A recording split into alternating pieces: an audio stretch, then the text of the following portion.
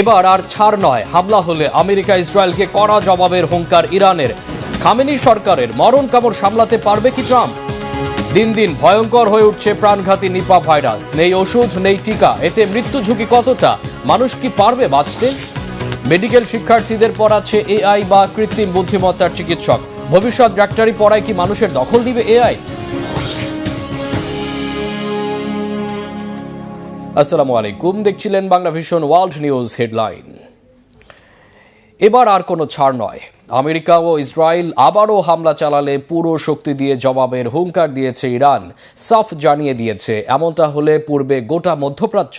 তবে পাল্টা হুঁশিয়ারি দিলেন মার্কিন প্রেসিডেন্ট ডোনাল্ড ট্রাম্প। বললেন, ইরানের সময় ফুরিয়ে আসছে। খামেনিকে হত্যার পাশাপাশি ইরানের তেল বিক্রির প্রধান টার্মিনাল খার্গ দখলের ষড়যন্ত্র করছে আমেরিকা। তবে এবার ইরানে হামলা হলে পুরো মধ্যপ্রাচ্যে আগুন জ্বলবে বলে সতর্ক করে দিয়েছেন বিশেষজ্ঞরা। আমেরিকা ইসরায়েল কি আসলেই এত বড় যুদ্ধ শুরুর ঝুঁকি নেবে? হাফিজুল ইসলামের ডেস্ক রিপোর্টে বিস্তারিত।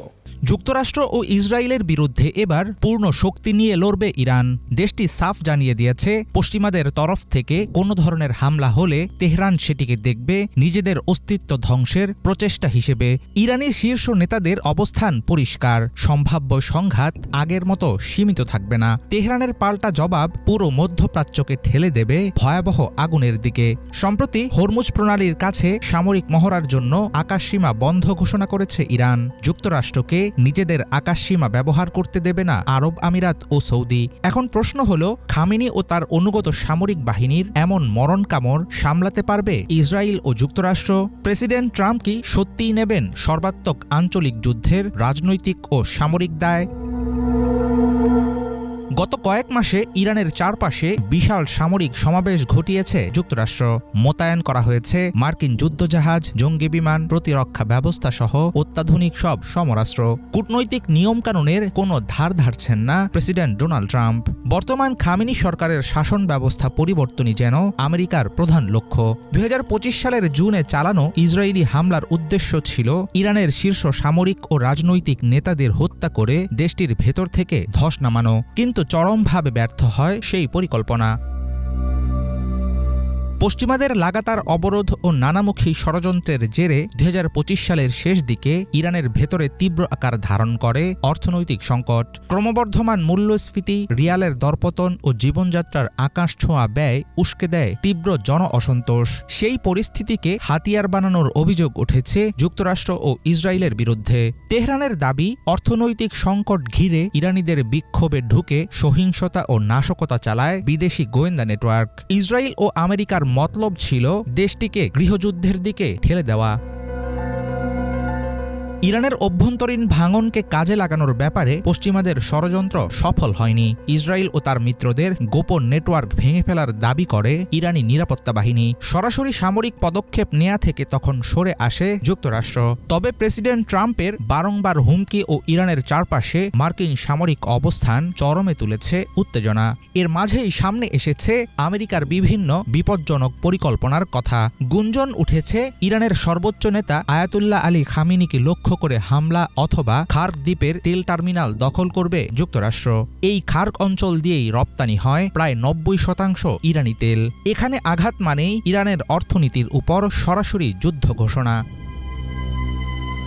সম্ভাব্য যুদ্ধের চলমান উত্তেজনায় ইরান অবশ্য এখন একা নেই। রাশিয়া ও চীনের সঙ্গে তেহরানের কৌশলগত সম্পর্ক আগের চাইতে জোরদার হয়েছে। সেই সাথে আঞ্চলিক প্রক্সি গোষ্ঠীগুলো স্পষ্ট জানিয়েছে, ইরানে হামলা হলে তারা চুপ করে থাকবে না। পশ্চিমাদের পরবর্তী আক্রমণ তখন দ্বিপক্ষীয় সংঘাতের বদলে রূপ নেবে পূর্ণমাত্রার আঞ্চলিক যুদ্ধে। ইরানের কাছে পরবর্তী হামলা মানেই নিজেদের অস্তিত্ব রক্ষার যুদ্ধ। সেক্ষেত্রে কোনো রকম হিসাব নিকাশ ও সংযম মানবে না খামেনির বাহিনী। এমন পরিস্থিতিতে ইসরায়েল ও যুক্তরাষ্ট্র কি সত্যি সাহস করবে সংঘাতের আগুন জ্বালাতে?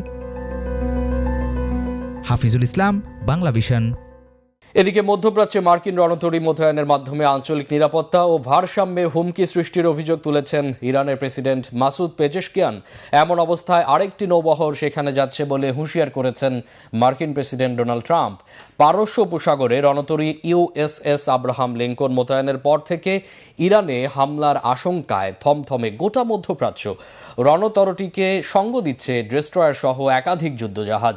এমন অবস্থায় সেখানে আরও যুদ্ধজাহাজ যাচ্ছে বলে জানিয়েছেন মার্কিন প্রেসিডেন্ট ডোনাল্ড ট্রাম্প।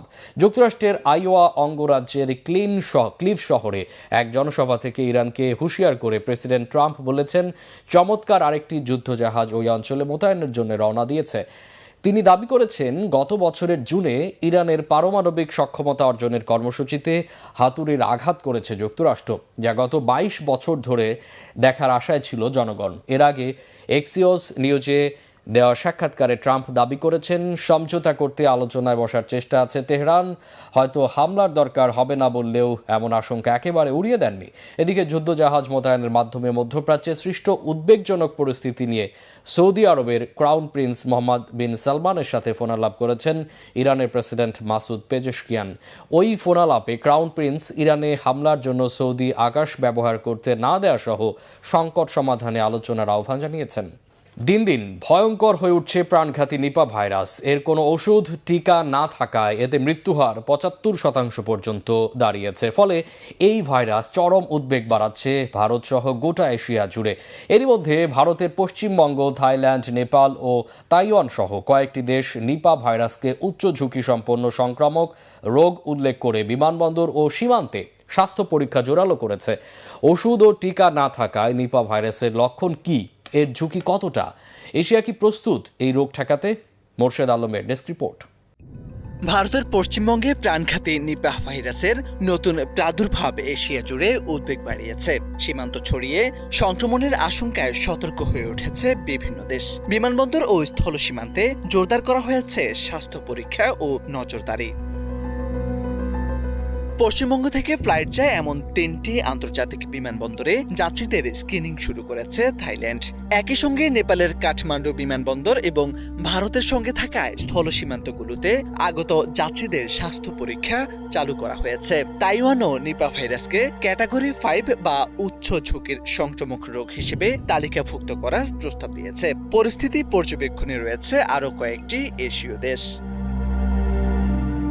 চলতি মাসের শুরুতে পশ্চিমবঙ্গে অন্তত 5 জন স্বাস্থ্যকর্মী নিপা ভাইরাসে আক্রান্ত হন। তাদের মধ্যে একজনের অবস্থা আশঙ্কাজনক বলে জানিয়েছে রাজ্যের স্বাস্থ্য বিভাগ।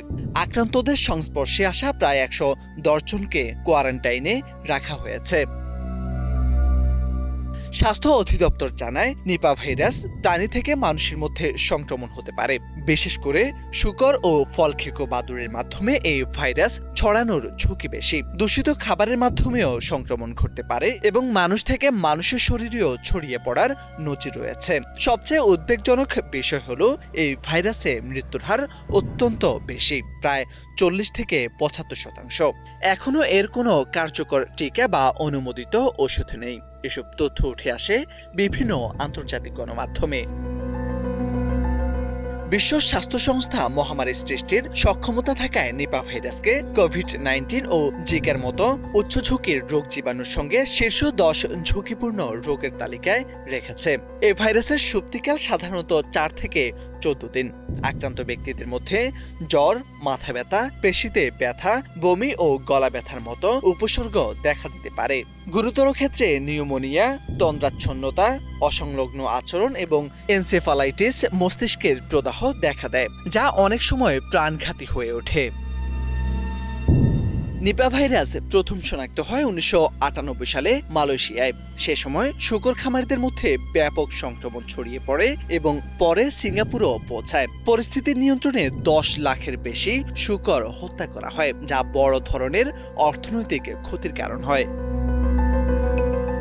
বিভিন্ন সংবাদ মাধ্যমের সূত্রে জানা গেছে, ভারতের দক্ষিণাঞ্চলীয় রাজ্য কেরালায় 2018 সালে 19 জন নিপা ভাইরাসে আক্রান্ত হয়, যার মধ্যে 17 জন মারা যান। 2023 সালে শনাক্ত হওয়া 6 জন রোগীর মধ্যে 2 জনের মৃত্যু হয়। সব মিলিয়ে বিশেষজ্ঞরা বলছেন, পশ্চিমবঙ্গে নিপা ভাইরাসের নতুন প্রাদুর্ভাব শুধু ভারতের জন্য নয়, পুরো এশিয়ার জন্যই নতুন সতর্কবার্তা হয়ে উঠেছে। সীমান্ত পেরিয়ে ভাইরাস ছড়িয়ে পড়ার আশঙ্কায় এখনো প্রতিটি দেশই প্রস্তুতি বাড়াচ্ছে, কারণ নিপাহ মানে উচ্চ ঝুঁকি, অনিশ্চিত ভবিষ্যৎ এবং প্রাণঘাতী সম্ভাবনা।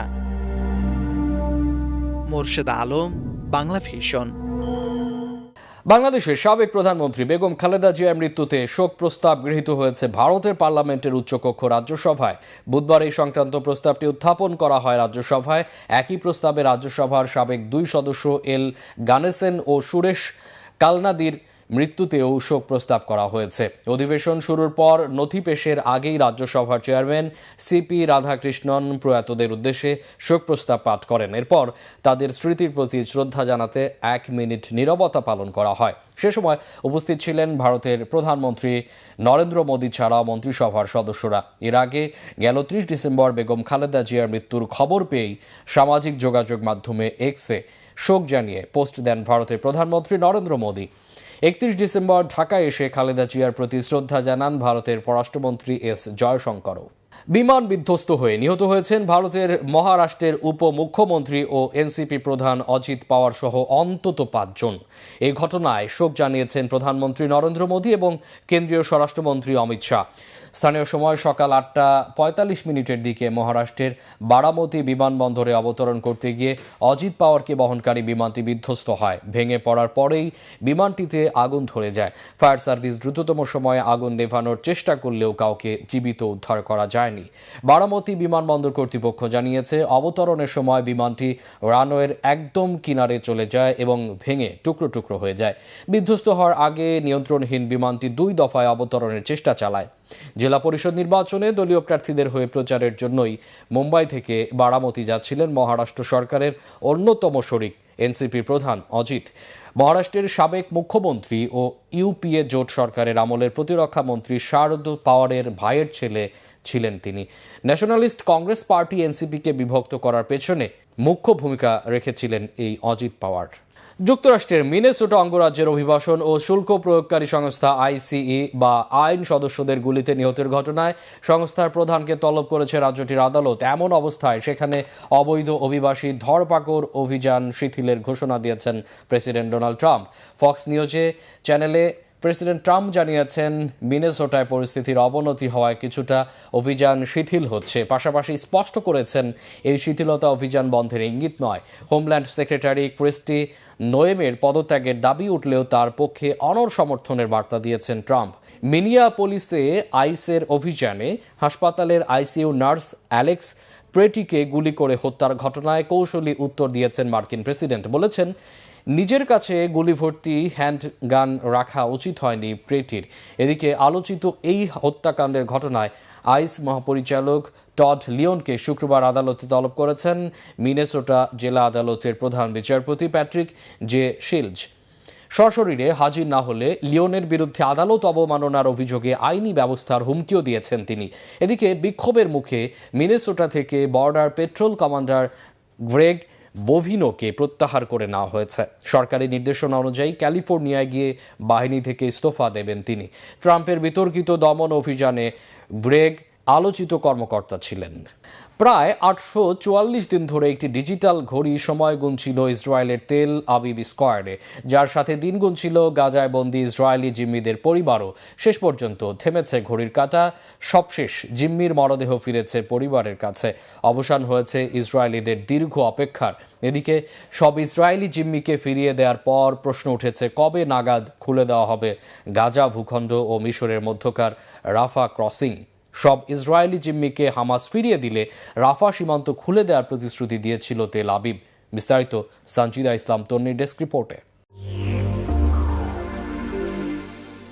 843 দিন 12 ঘন্টা 5 মিনিট 59 সেকেন্ড পর থেমে গেছে ঘড়ির কাঁটা। না, ঘড়িটি নষ্ট হয়নি, বরং প্রয়োজন ফুরিয়েছে তার। ঘড়িটির অবস্থান ইসরায়েলের রাজধানী তেল আবিবের কেন্দ্রে অবস্থিত আইকনিক তেল আবিব স্কয়ারে। কারা ঠিক কী উদ্দেশ্যে এই ঘড়িটি সেখানে রেখেছে, আর কেনই বা 844 দিন পর ঘড়িটি থামিয়ে দেওয়া হলো?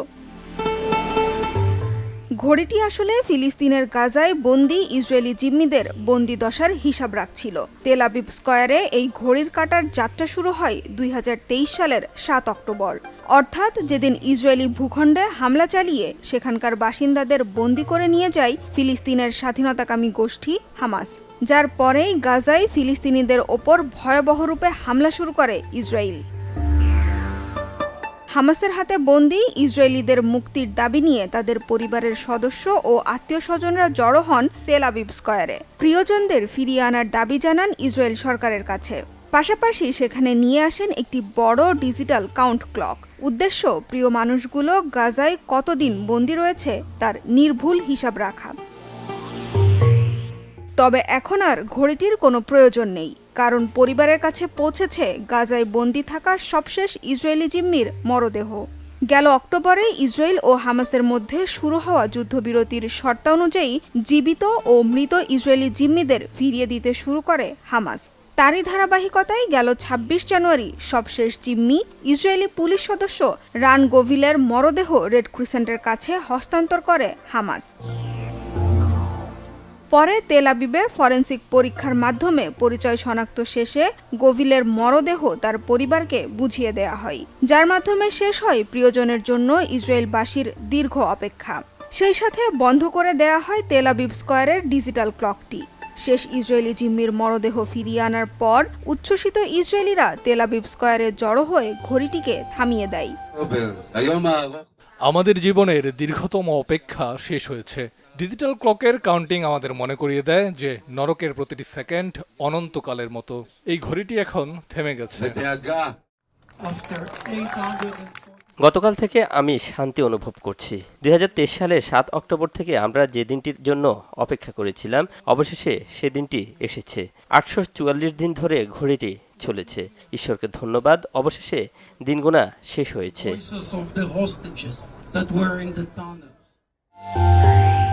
এদিকে যুদ্ধবিরতির প্রথম ধাপে গাজা ও মিশরের মধ্যে প্রধান সীমান্ত পথ রাফা ক্রসিং খুলে দেওয়ার কথা থাকলেও ইসরায়েলের প্রধানমন্ত্রী বেনিয়ামিন নেতানিয়াহু জানিয়েছিলেন, গাজায় থাকা শেষ ইসরায়েলি বন্দির মরদেহ উদ্ধারের পরই শুধু পথচারী চলাচলের জন্য সীমিত পরিসরে খুলে দেওয়া হবে রাফা সীমান্ত।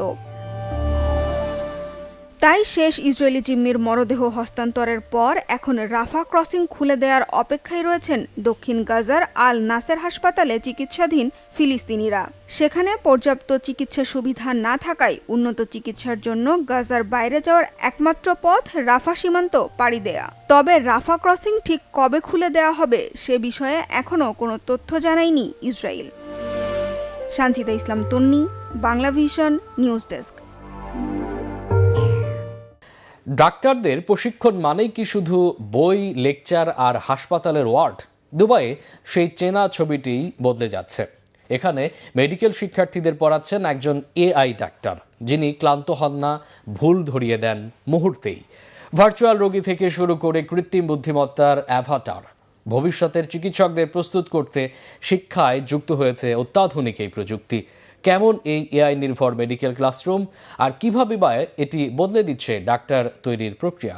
ডেস্ক রিপোর্টে বিস্তারিত জানাচ্ছেন ইমরান মাহমুদ। ডাক্তারদের ডাক্তারি শেখাচ্ছে এআই। শুনতে অবিশ্বাস্য মনে হলেও দুবাই মেডিকেল ইউনিভার্সিটিতে চিকিৎসা, ফার্মেসি ও নার্সিং শিক্ষার্থীরা এখন পড়াশোনা করছেন এআই চালিত অ্যাভাটার, ভার্চুয়াল এবং কৃত্রিম রোগীর সিমুলেটরের মাধ্যমে। বিশ্ববিদ্যালয় কর্তৃপক্ষ বলছে, ভবিষ্যতের চিকিৎসকদের প্রস্তুত করতেই শিক্ষায় যুক্ত করা হয়েছে এআই প্রযুক্তি।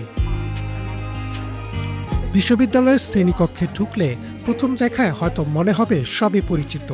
সাদা অ্যাপ্রন, নোটবুক হাতে শিক্ষার্থীরা, কিন্তু একটু ভালো করে তাকালেই চোখে পড়বে শিক্ষার্থীদের সামনে দাঁড়িয়ে থাকা ডাক্তারটি মানুষ নন, তিনি একটি কৃত্রিম বুদ্ধিমত্তা। নাম ডক্টর লায়লা। ক্যাম্পাসের একটি গ্রিন হাউসে শিক্ষার্থীরা গবেষণা করেন প্রাকৃতিক ও ভেষজ ওষুধ নিয়ে। এই গবেষণায় তাদের সহকারী ডাক্তার লায়লা, যিনি ভেষজ উদ্ভিদে বিশেষজ্ঞ, এক এআই চরিত্র।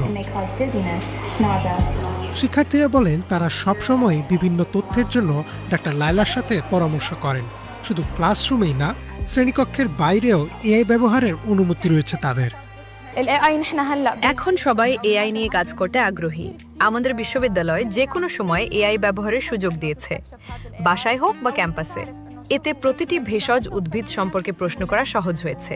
কিভাবে ওষুধ তৈরি করা যায় বা কোনো রোগীকে কিভাবে চিকিৎসা দিতে হয় সব জানতে পারছি। অভিজ্ঞতাটা সত্যিই দারুণ। শুধু ভেষজ গবেষণা নয়, ক্লিনিক্যাল প্রশিক্ষণেও ব্যবহৃত হচ্ছে এআই। হাসপাতালের বিছানায় শুয়ে থাকা মানুষের মতো দেখতে ম্যানিকুইন, যার নাম এন্ড্রু, সে কাশি দেয়, প্রশ্নের উত্তর দেয়, এমনকি রোগের লক্ষণও বলে। শিক্ষার্থীরা তাকে পরীক্ষা করেন, সিদ্ধান্ত নেন, ভুল হলে সঙ্গে সঙ্গেই শিখে নেন।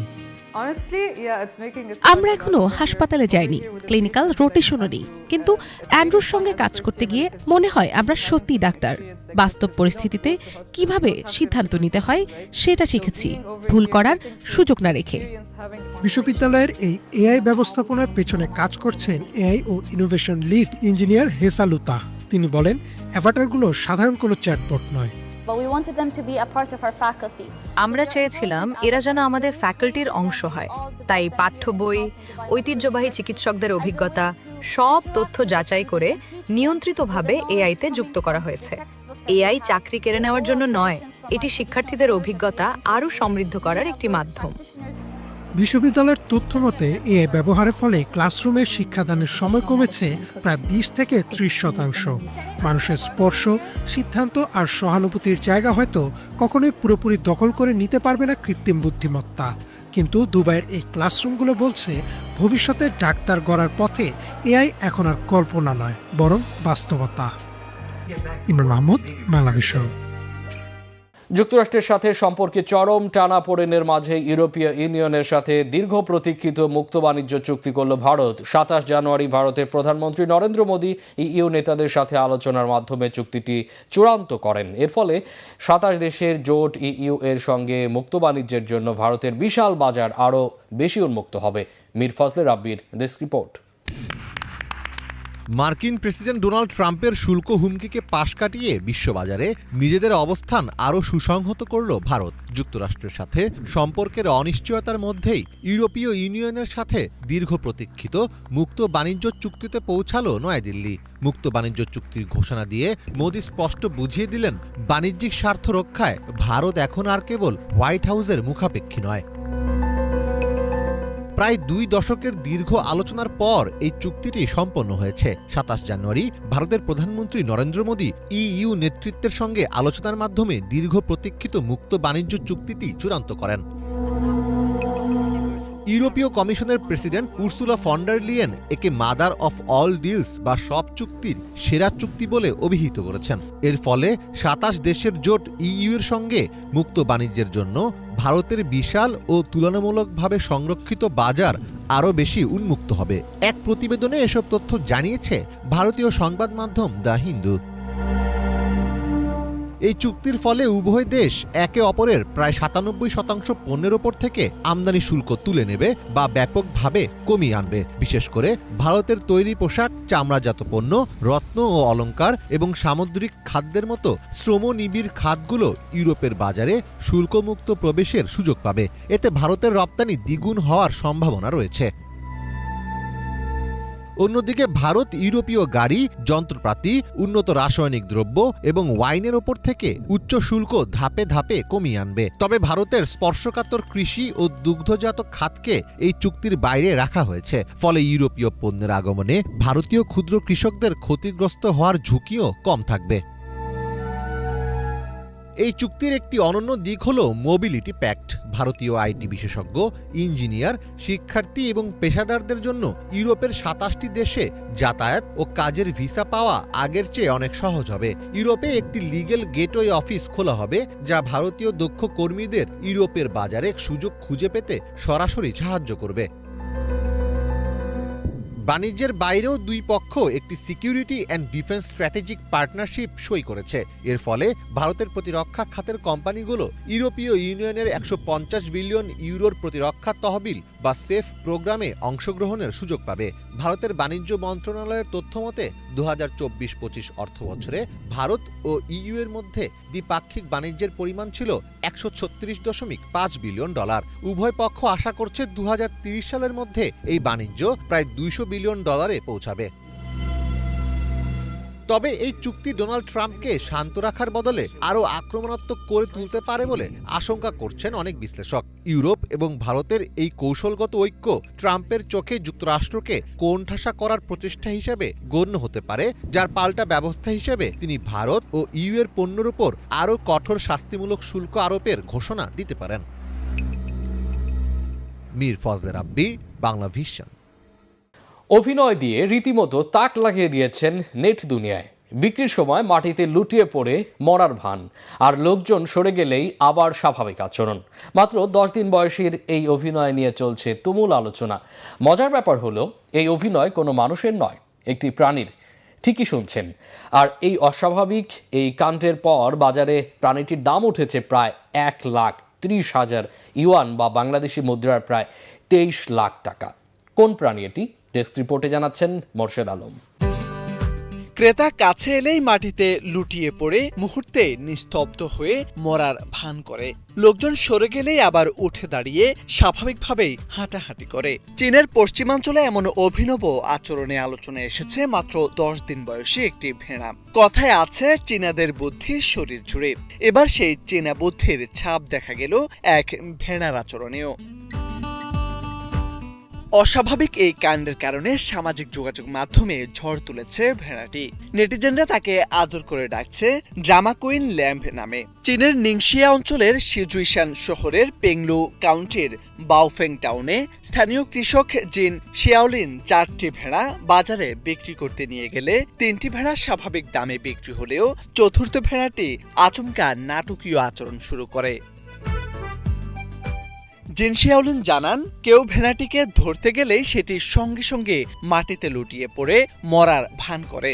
এতে ক্রেতারা তাকে অসুস্থ ভেবে কিনতে আগ্রহ হারিয়ে ফেলে। কিন্তু লোকজন চলে গেলে ভেড়াটি আবারও উঠে দাঁড়িয়ে স্বাভাবিক আচরণ করতে শুরু করে। আশ্চর্যের বিষয়, শুধু শিশুদের সঙ্গে এটি বন্ধুসুলভ আচরণ করে। বাজারে বিক্রি না হওয়ায় শেষ পর্যন্ত ভেড়াটিকে বাড়িতে ফিরিয়ে আনেন জেন। এরপর থেকে ভেড়াটি আরো বেশি নাটকীয় হয়ে ওঠে।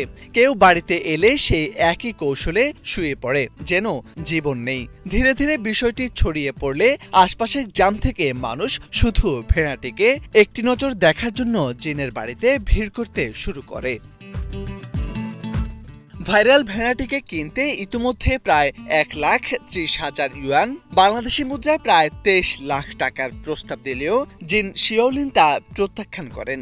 মালিকের লক্ষ্য ভেড়াটি বিক্রি করা নয়, বরং এর জনপ্রিয়তাকে কাজে লাগিয়ে নিজের বিশেষ পণ্য যেমন ভেড়ার মাংস, গোজি বেরি ও এইট ট্রেজার চা প্রচার করার পরিকল্পনা করছেন তিনি। মোর্শেদ আলম, বাংলা ভিশন। এই ছিল আজকের মতো, সাথে থাকায় অসংখ্য ধন্যবাদ।